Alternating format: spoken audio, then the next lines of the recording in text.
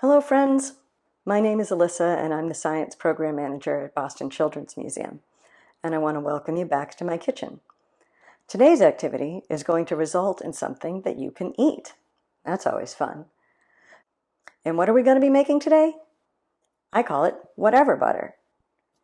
A lot of people can't eat peanut butter. There's a lot of allergies out there, and it's dangerous for those people to eat peanut butter. A lot of people have allergies to other nuts, so it can be really hard for people to find something that's safe for them to eat. I started making my own peanut butter because I didn't like all the additives and things that went into store-bought peanut butter. So I started making my own peanut butter.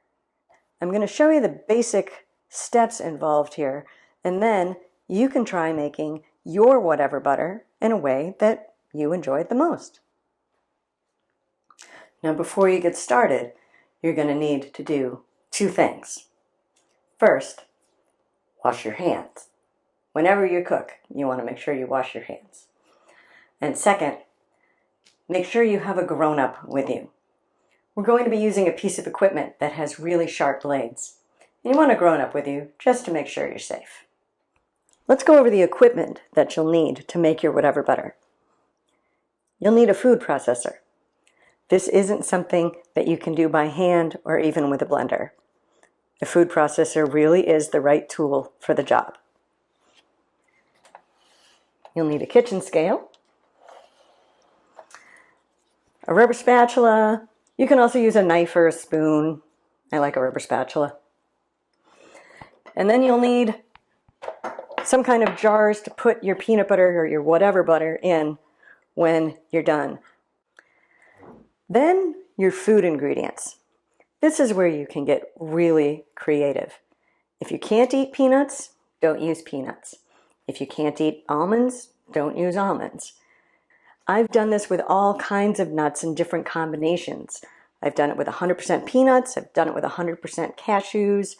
I've done it with mixes of almonds and hazelnuts, sunflower seeds. I've even thrown pistachios in there. You can throw all kinds of stuff into your whatever butter to make the combination of foods that you like. Now I have a few things here. I have some peanuts. I have some cashews. And I have a bag of mixed nuts. I don't even know what's in here. Cashews, almonds, pistachios, and pecans. That sounds good. You'll want about a pound of nuts, whatever combination you want. So I'm going to start with my mixed nuts.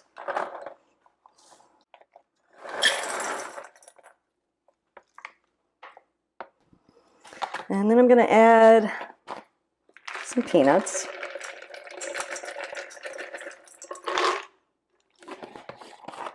And some cashews.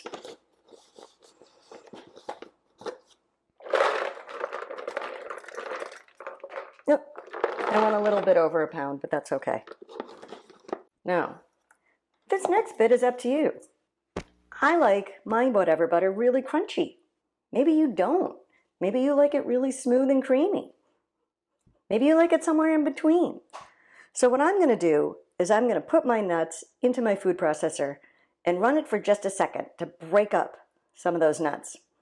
Then I'm going to take out a bunch of those ground up nuts so I can put them back in later so I get really nice crunchy whatever butter.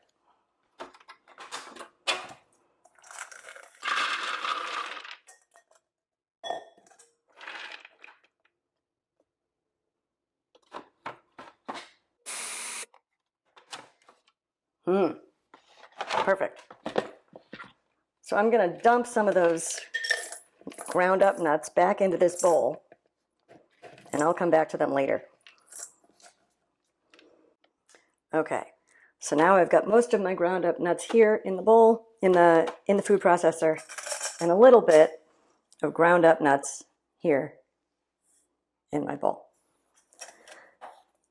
Now I'm just going to turn on the food processor and let it run.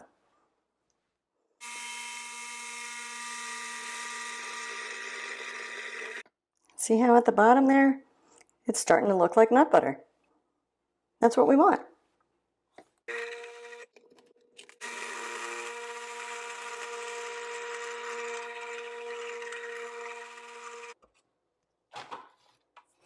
can see, I've got some pretty good looking whatever butter right there. It's pretty dry. But I actually like it that way. Now, if you don't like it that way, you might want to add a little peanut oil if that's safe for you, or whatever kind of really neutral oil you usually use. Or if you like it like this, then you're good. Now is where the experimenting begins. If you're happy with the way your whatever butter is right now, great. Pack it up into its containers and you're ready to go. Or give it a taste. What does it need? Is it sweet enough? Maybe you think it needs a little salt.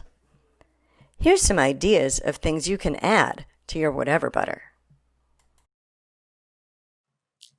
White sugar, honey, brown sugar, molasses, powdered sugar, cocoa powder, salt, chili powder.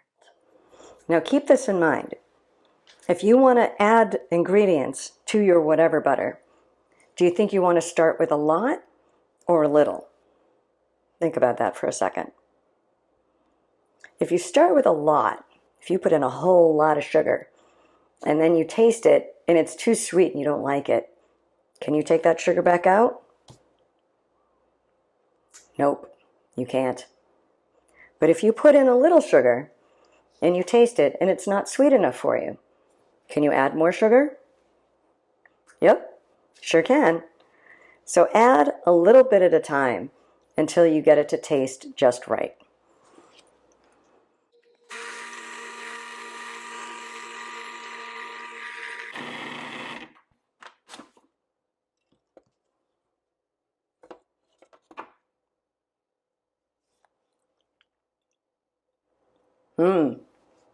That's pretty good.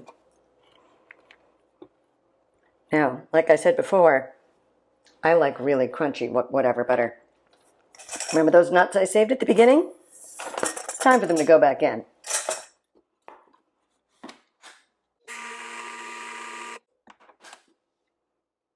It looks just about perfect for me.